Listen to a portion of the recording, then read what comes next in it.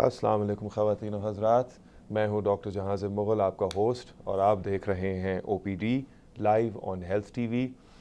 ख़वातीन और हज़रात, like always आप लाइव कॉल इन भी कर सकते हैं और कॉल इन का नंबर है 021353057778, 021353057779। आप ईमेल भी कर सकते हैं opd@health-tv.tv, और आप लाइव रेडियो पे सुन भी सकते हैं ज़ियाउद्दीन यूनिवर्सिटी FM 98.2। तो ख़वातीन और हज़रात, आपको याद होगा जो पिछले प्रोग्राम्स में भी हमने आपसे ज़िक्र किया, औरल कैंसर के बारे में हम डिस्कस कर रहे थे, जो कि मुंह का, जबड़े का, गर्दन का, हमारे मुख्तलिफ जो इस एरिया में जो स्ट्रक्चर्स हैं उसके हवाले से छालिया, पान, गुटखा, सिगरेट, नस्वार, शीशा, ये सारे जो कार्सिनोजेंस हैं, इनकी वजह से क्या हो सकता है। लास्ट वीक के प्रोग्राम में हमने आपको डिस्कस करके वाइट पैचेस के बारे में बताया था, या जिसको हम सफ़ेद धब्बे कहते हैं, ये क्यों होते हैं, ज़्यादातर इनकी क्या रीज़न्स होती हैं। छालियाँ, पान, गुटखा और इन सब के अलावा फ्रिक्शन का या रगड़ का उसमें एक बहुत बड़ा एलिमेंट होता है। उसके बारे में हमने आपको कुछ एग्ज़ाम्पल्स भी दी थी, जैसे कि मसलन अगर आपका कोई दांत ऐसा हो जो कि टूट गया हो और उस दांत के वजह से आपके ज़बान पे या आपके गाल पे या मसूड़ों पे रगड़ लग रही हो, उसकी वजह से भी सफ़ेद धब्बा बन सकता है।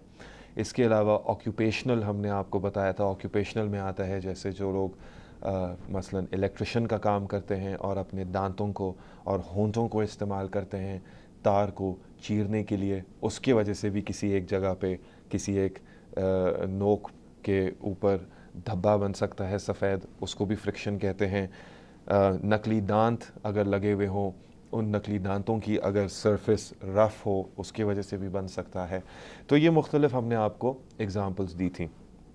कहने का मकसद ये था ख़वातीन और हज़रात कि अगर आप सही टाइम पे स्पेशलिस्ट को दिखाएंगे, किसी जीपी को या किसी डेंटिस्ट को या किसी मैक्सिलोफेशियल सर्जन को, तो ज़्यादातर इसकी जो रीज़न है वो पता चल जाती है एक अच्छी हिस्ट्री लेके, कुछ सवाल और जवाब पूछ के।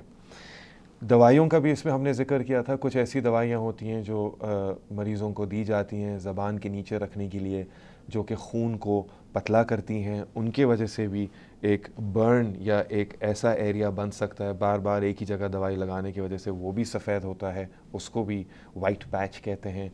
और अगेन अगर ये पता चल जाए कि क्यों, तो वो भी अवॉइड हो सकता है।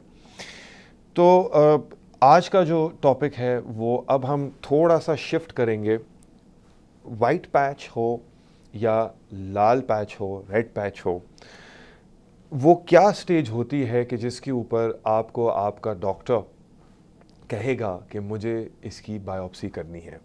आपको पैकेट से भी याद होगा जो आपको दिखाया गया था मुसलसल 3 प्रोग्राम्स में, कि अगर आपके मुंह में कोई धब्बा हो या छाला हो जो 2 से 3 हफ्ते के अंदर अंदर ख़त्म ना हो, मीनिंग के कोई कंजर्वेटिव या कोई सिंपल मैनेजमेंट आपको बताई गई हो कि भाई ये गोलियां खा लें, या आप ये माउथ वॉश कर लें, या आप ये मरहम लगा लें, या आप अपने दांत के कोने को ठीक करा लें, या आप फ़लानी चीज़ को करना बंद कर दें, तो उसके बाद अगर आपके उस छाले में बेहतरी ना आए और वो छाला वैसे का वैसे रहे, इसकी मिसाल मैं आपको अभी दिखाता हूँ। Can we please get the first picture on please. Screen पे पहली पिक्चर, अगर हम पिक्चर नंबर 1 लगा लें, डिस्प्ले कर सकते हैं, ठीक है। तो ये जो आप देख रहे हैं ख़वातीन और हज़रात, ये एक तालू की तस्वीर है। फॉर इंस्टेंस आप नोट कर रहे हैं कि इस मरीज़ के तालू पे कोई दांत नहीं है, तो इस मरीज़ ने मोस्ट लाइकली ऊपर के दांतों में एक नकली जबड़ा या नकली दांत लगाए हुए होंगे, और बिल्कुल उसका जो बीच का जो हिस्सा होता है उसके अंदर अब आपको एक ये ग्रोथ नज़र आ रही है, या जिसको आप कह सकते हैं उभरा हुआ एक हिस्सा नज़र आ रहा है।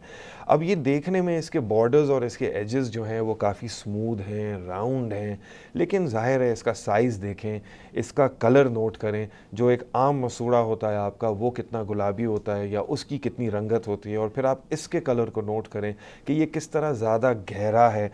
बहुत गौर से और करीब से अगर आप इसको देखेंगे तो इसमें आपको कहीं कहीं सेंटर में सफ़ेद एरियाज़ भी नज़र आएंगे। तो ये वो रगड़ के हिस्से हैं जहाँ शायद ये मरीज़, और क्योंकि ये फ्लैट है, पिचका हुआ है, तो आप देख सकते हैं कि जहाँ ये मरीज़ तालू पे नकली दांत पहनता है, ये वहाँ उसको प्रेशर कॉज कर रहा है और रगड़ भी दे रहा है। अब इस तरह के लीजन को या ऐसी चीज़ को हम जो हैं, ज़ाहिर है हमें कोई ना कोई शुरुआत तो करनी है कि भाई आया ये क्या है, ये कोई खुदा न खास्ता ख़तरे की अलामत तो नहीं है, क्या कोई मज़ीद इसका इलाज तो नहीं। इसकी वजह यह है कि तालू पे ज़ाहिर मसूड़ों के अलावा बहुत से छोटे सिंगल ग्लैंड्स होते हैं जिससे थूक बनता है। क्या ये कोई सिंगल ग्लैंड जिसको एक्सेसरी सलाइवरी ग्लैंड कहते हैं वो तो नहीं है कि जो खुदा न खास्ता ख़राब हो गया हो या इसमें कैंसर डेवलप हो गया हो। तो अब ये आपको एक अच्छा एग्जांपल है दिखाने के लिए कि इसकी जो है आपको डॉक्टर बायोप्सी एडवाइस करेगा। तो यहाँ तक अगर आपको बात समझ आती है कि हमने कहाँ से शुरू की और किस तरह की हमने आपको अब एक मिसाल दिखाई है कि ये जो है, चाहे हम कितना भी इसके बारे में बोलें कि जी ये डेंचर पहने हुए हैं मरीज़, शायद ये डेंचर की रगड़ की वजह से हो, ये ऐसी चीज़ नहीं है कि जिसको हम सिर्फ आपको बता के आपको इसके लिए कोई मरहम या इसके लिए कोई गोलियां दे सकें। ये आपको भी समझ आ गई होगी कि इसका एक बहुत ही छोटा सा मामूली सा टुकड़ा कोने से लेके लेबॉरेटरी में टेस्ट करने के लिए देना होगा, कि जिसके बाद लेबॉरेटरी में इसको बाकायदा माइक्रोस्कोप के नीचे देख के इसके अंदर जो सेल्स हैं वो हमें बताए जाएंगे कि इसमें क्या है। तो ख़वातीन और हज़रात, बायोप्सी के बारे में तो हमारे यहाँ बहुत से जो हैं डाउट्स भी हैं जो हम सुनते हैं, ज़ाहिर है आपके जहन में भी होंगे। ज़्यादातर जो लोग बातें करते हैं बायोप्सी के बारे में, उसमें मोस्ट कॉमन तो ये है कि डॉक्टर साहब हमने सुना है कि अगर हमने बायोप्सी कराई तो खुदा न खास्ता अगर ये कोई नॉर्मल चीज़ भी होगी तो ये ख़राब हो जाएगी, ये खुदा न खास्ता कैंसर बन जाएगी। ये एक बहुत आम सवाल है जो लोग आगे रखते हैं और पूछते हैं, नंबर 1। नंबर 2, अगर कोई किसी को पता है कि क्या ये खुदा न खास्ता कोई ख़तरनाक चीज़ है, उसके जहन में अभी ये बात बैठ चुकी है, उसको ख़ुद भी इस बात का अंदाज़ा है, वो फिर आके ये सवाल आगे करते हैं जब हम उसको कहते हैं कि हम बायोप्सी करेंगे, तो वो ये पूछते हैं कि खुदा न खास्ता ये मर्ज़ फैल तो नहीं जाएगा इसकी वजह से। तो अब इन 2 पॉइंट्स के ऊपर हम आगे बात करेंगे। कॉलर है हमारे साथ। जी अस्सलाम वालेकुम। हेलो वालेकुम सर, क्या हाल है? जी वालेकुम अस्सलाम। जी वालेकुम सर, मैं तारिक बात कर रहा हूँ। जी तारिक बताइए। तारिक बात कर रहा हूँ सऊदी अरब से। जी तारिक पूछिए। सर मैंने आपसे तकरीबन 15-20 दिन पहले भी बात की थी। हाँ मुझे याद आ रहा है, आपको कॉल आई थी, कॉल ड्रॉप हो गई थी आपकी। जी बिल्कुल जी, वो लेफ्ट उनकी जो है ना बाजू, लेफ्ट जो इनके है बगल, उधर इनके लम्स बने हुए हैं। लेफ्ट बगल या लेफ्ट गाल? नहीं, लेफ्ट बगल में आर्मपिट में। जी हाँ जी। ओके। वो मैंने शौकत खान में हॉस्पिटल से उनका बायोप्सी करवाया था, डॉक्टर ने बोला बायोप्सी करवाया, उन्होंने बोला कि कैंसर वगैरह नहीं है। अच्छा। ये आप गोलियां लें पेन किलर की। अच्छा। उन्होंने पेन किलर ले ली, बोला जब दर्द हो तो आप जो है ना ये खा लिया करें बस, और उन्होंने कुछ नहीं बताया। उसके बाद मैं पूछना चाहता हूँ कोई डेंजर तो नहीं है, या इसके लिए हमें क्या करना चाहिए, आप कुछ हमें एडवाइस करें। देखिए तारिक साहब, पहली बात तो ये कि हमारा जो प्रोग्राम है, आपने आई डोंट नो अगर इंट्रो देखा या अगर आप सुन रहे थे, बेसिकली नो डाउट हम कैंसर के बारे में बात तो कर रहे हैं, लेकिन हम मुंह के कैंसर के बारे में बात कर रहे हैं। ये एक बहुत हाईली स्पेशलाइज्ड फील्ड होती है।